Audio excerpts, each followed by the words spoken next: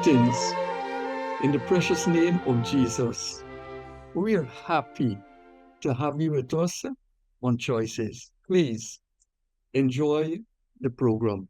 You know, we live in a world of trouble, confusion, turmoil, and uncertainty, searching for solutions and answers to problems that elude us many times. The Word of God has an answer for every single problem. You know, in the book of Proverbs, chapter 3, verse 5, we read, and it says, trust in the Lord with all your heart and lean not on your own understanding. One writer says, O God, our help in ages past, our hope for years to come, our shelter in the stormy blast, and our eternal home. As a reminder, Jesus Christ is the answer to all our problems. Welcome again. God bless you, and God continue to bless beautiful Guyana. Thank you. Last week we started a discussion on the whole issue of abuse and the impact, the effects that it would have been having on people and on our society. And this scourge will not go away. We can't wish it away, and that's why it is ever before our faces. And there are some fundamental things that or factors that might have contributed to this whole issue. And one is the condition of the heart. I mean, some people might say, where is he going with that? Oh, what abuse has to do with the condition of the heart? But the scripture is very clear. It says the heart is deceitful, and above all things, it is desperately wicked. And then there's the issue of control, the desire to control and to own. And I think I said last week, my father said to me that man can't own property in man. And so if you decide that you're going to own somebody or you're going to control somebody, you're setting yourself up, for conflict and for problems. Because, for example, in the context of a husband and a wife, if he feels, if the husband feels or whoever feel that they own the personal control, well then, they'll be lashing out and so on. Then there's the issue of unresolved anger and bitterness, unresolved issues, anger and bitterness. Some people don't deal with issues, but they think it will go away. They sidestep it, and so there will never be a conclusion to such a situation if that is the posture. If there's bitterness, if there's unresolved issues, and you just think by sidestepping it, it will go away. It will not go away. It will always be in your face, and that's why it is important to call out what it is. The issue of abuse. You have to call it out. You have to deal with it, because, and then some people shelter behind submission, and they say, you have to submit to me. That is a recipe for abuse. And so we have that kind of scenario where husband might say, the Bible says that you must submit to your own husband. But what about you loving your wife according to God's ordinance, according to God's law and what God feels? And so we have to tackle this thing frontally, and we have to engage in conversation, because the whole thing can stem from brokenness. Some people seek peace instead of justice. Now, these are two distinct things. You can't seek peace with no justice. So that's another thing you find people doing. Say, man, I just want peace. I just want to be quiet and so on. But you're not dealing with the root cause of the problem. But you want peace. You want to pull back and remain quiet. And that wouldn't work either. And so we have these issues in the context of families that need to be addressed, in the context of relationships, in the context of people who deal with one another every day. And so these things must be taken seriously if we're going to deal with these matters that are unresolved. Gentlemen. I like the observation Dr. Hudson made, that these issues are a reality in our nation, and They affect all facets of our lives. So there's no way of running from it, and resolving it would require an interinstitutional approach, meaning the church, government, police, every single one has to look at these issues and realize that I have a responsibility. I remember, we raised it last week, but myself and Reverend Tasana had the privilege of collaborating and working with some young men who were what you can classify them as at risk. And I'm not labeling them because, I want to put that on them, but they're at an age, or they're normally under circumstances where if intervention is not made, they can be a problem. So myself and Reverend Tazana had the privilege of speaking to these young men, and one interesting young man we encountered was the guy that took matters into his own hands.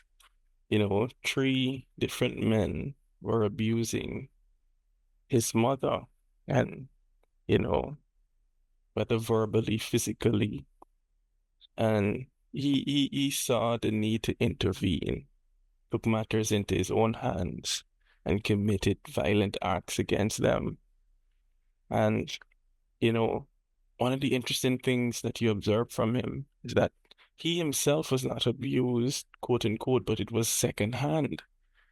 And because he was in that environment, he was affected deeply, and he started to act out.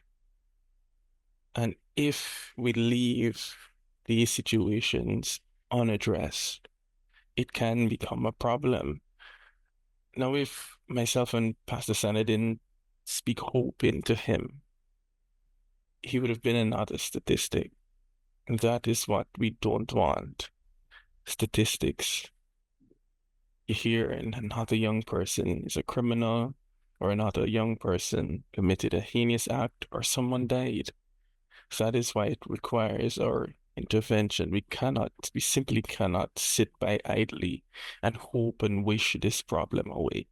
We must intervene actively, consciously, and deliberately. Thank you. This matter rests deeply on my heart. I guess by being involved in church, you see it very often and you can't ignore it. I guess as a priest, as a servant of God, the heart of compassion that God has given to you will not allow you to just walk by on the other side. And I have come to the conclusion that there is a high level of neglect that is producing some of these things that we are talking about. Hence, I'm grateful for a platform like Choices that has started a conversation. And for all of us who are on this platform, some of you are silent listeners, a sense of responsibility is rising. The role of mentorship is becoming heavier, where we no longer watch neglect and believe that neglect has nothing to do with me because it is not my child. We are discovering it gets closer and closer home. What about the issues of influence and integrity? Those things are not taught accidentally. They must be deliberate attempts to teach. And I don't know if we are really determined to make a change. Because if we do, we get involved in deliberately mentoring those boys and young boys and young girls as if they are our own children, and watch the real potential for good not just come to the fore, but shine like a light from heaven around the globe. Representative Sanders, I'm so grateful that you made the comment that we have to make a decision to make a change, to be a part of the solution. And when we examine this issue that we are dealing with, that we are discussing, this issue is so pervasive. It's a problem and a challenge globally. But what I love is that we are looking at home. We are starting at home. And one of the challenges we have in our country is the fact that we have broken families, dysfunctional families in our communities, in our country. And like you rightfully stated, that the whole problem of child neglect stemmed from that system of brokenness in the family. And I recall doing some research where Dr. Paulette Henry, who is a researcher in Guyana, did some major work in 5 of Guyana's 10 regions, and found that there is a high incidence of child neglect. And she categorized one of those instances in the single parent families. There is a high incidence of child neglect in the single parent family. As a matter of fact, the research showed that 49% of caregivers surveyed were headed by single parent households. And then further, 92% of those households were headed by females. So therein lies our challenge of fatherlessness. Therein lies our challenge of parenting. And so we have to look at the reality, yes, but we have to come up with solutions. And we are calling on all institutions, the home, the church, schools.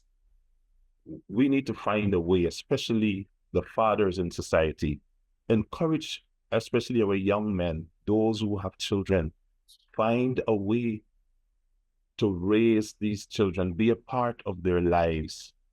It is so critical, it is so necessary at those initial stages of their lives. I think of my own research done in Sophia in 2023, Seafield Sophia. Young single parent mothers, it was almost like a lament, a cry, pleading for the fathers to be a part of the children's life. One young lady said, I did not think that the father of her child, his mother, was so abusive to her and indicating to her every day she would see her and tell her, that is not my son's child. We don't want to add to the problem. The realities are there. Let us find a way. Encourage those young men to find a way to be a part of their children's life. Raise them, no matter how hard it may be, no matter how difficult it may be.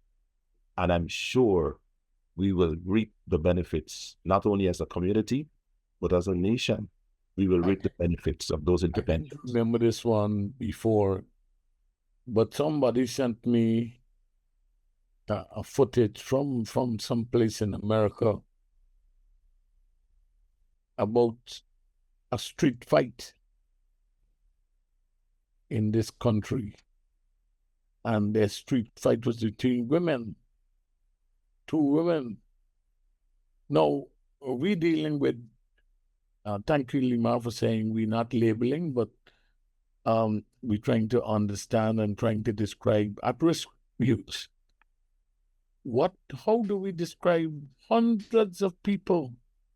This is not a fight promoted by the boxing board, that kind of thing. But look at it, 2 women and hundreds of patrons gathering. Or how do we describe that? We seem to be exploring the depths of the bottom. Bishop, the issue, it has a lot to do with with our value system. What do we value? I think I heard, because all of us, we are on social media, well, most of us, we TikTok and so on. I think I heard when this fight was called out by a particular gentleman, he announced it, like you said, and he was not a member of the GABA, the Guyana Boxing Board Association, and he called out that I saw it, but that has no value to me, so I dismiss it. And that's not me alone. The type of people that went out there, I mean, it has to do with the value system.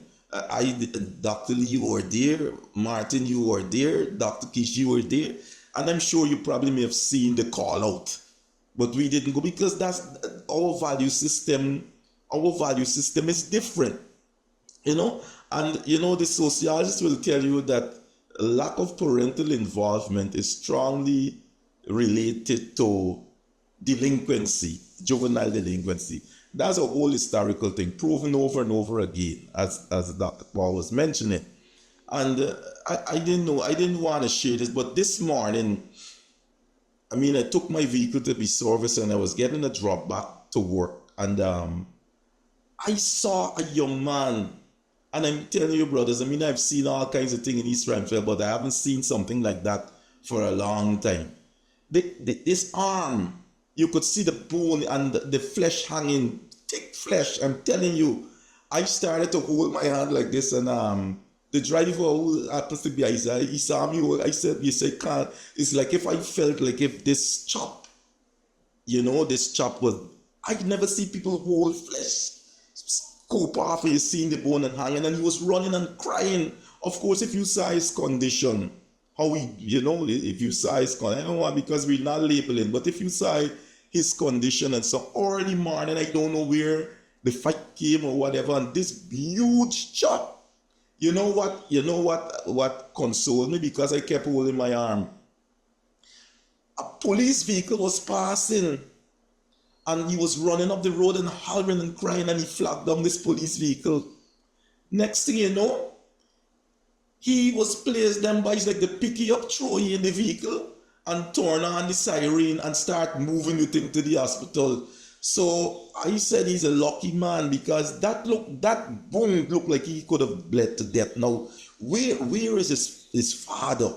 As we heard, the parents, what values we are instilling in our children, why some children are not involved in certain things, and a whole lot of them.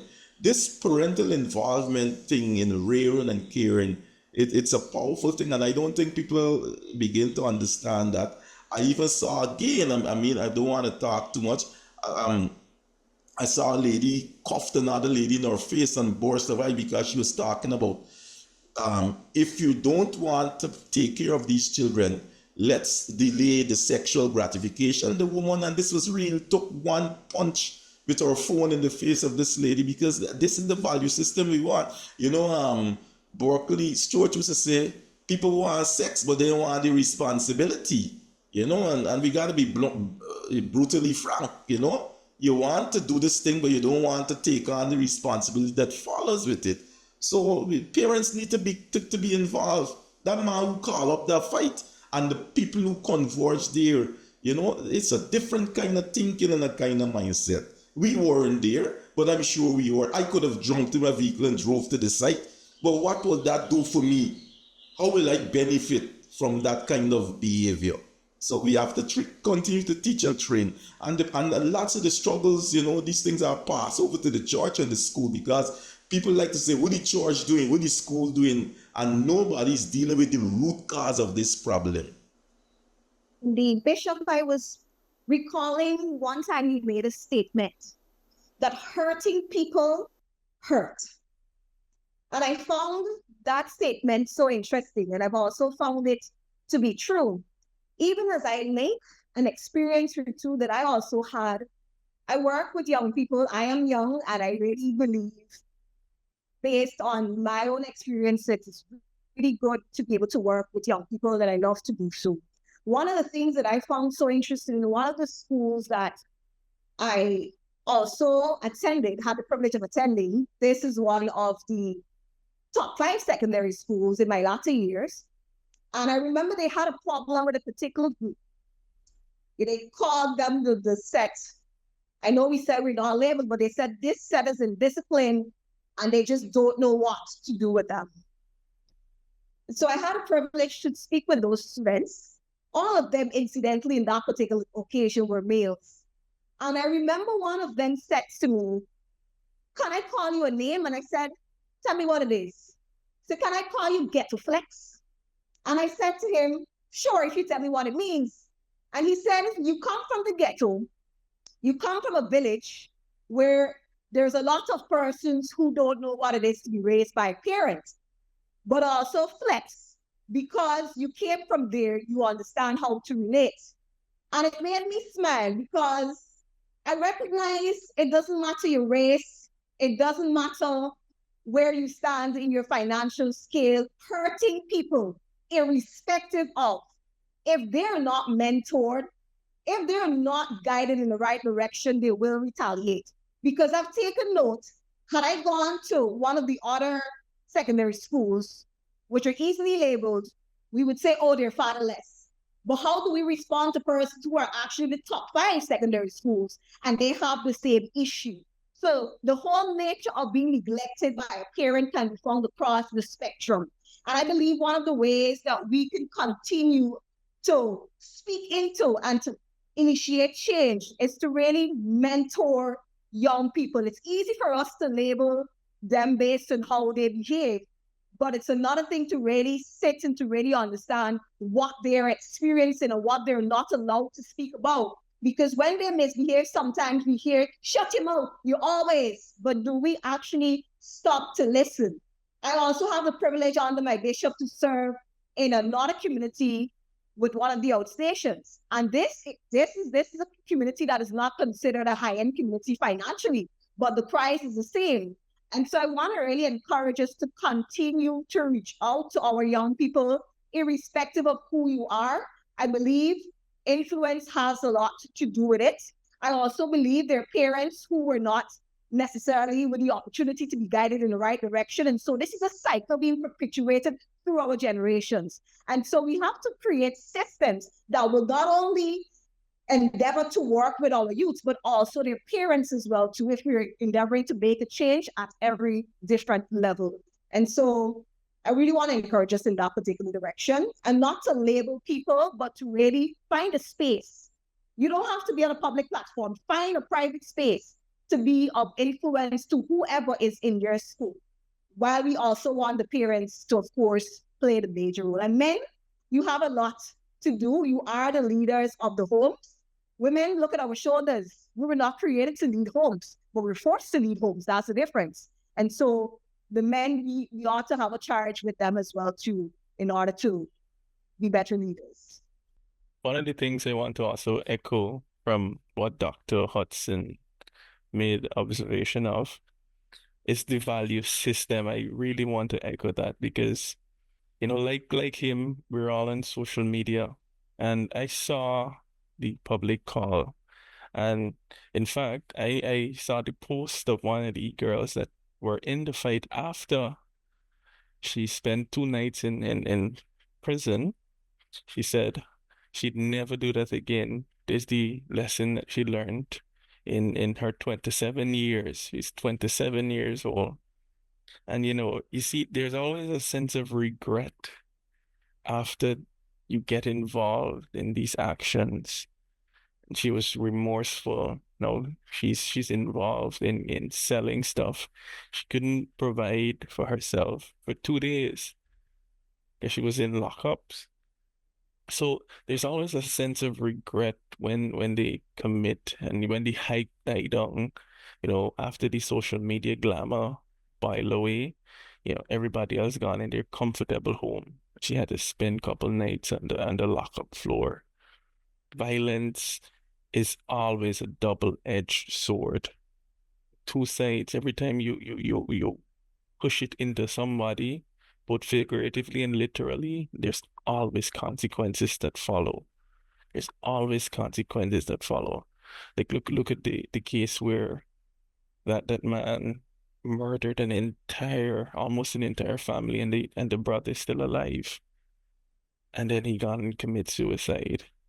There's always consequences on both ends. It's never the solution. It's absolutely never the solution. And that is our call. There's always a better way to resolve our issues, our anger. Be angry and sin not. You're not an angel, we know that. You have an anger problem. Do not put your hand on anybody's girl child. Do not put your hand on anyone's daughter. Do not touch them. There's always consequences that will follow. Then you're going to taint your reputation, get a criminal charge. You can't get a job. You're going to be more frustrated as a young man. That is never the answer. Absolutely never. Brokenness. We are discussing the manifestation of brokenness. When you have your relationship with your Creator is broken,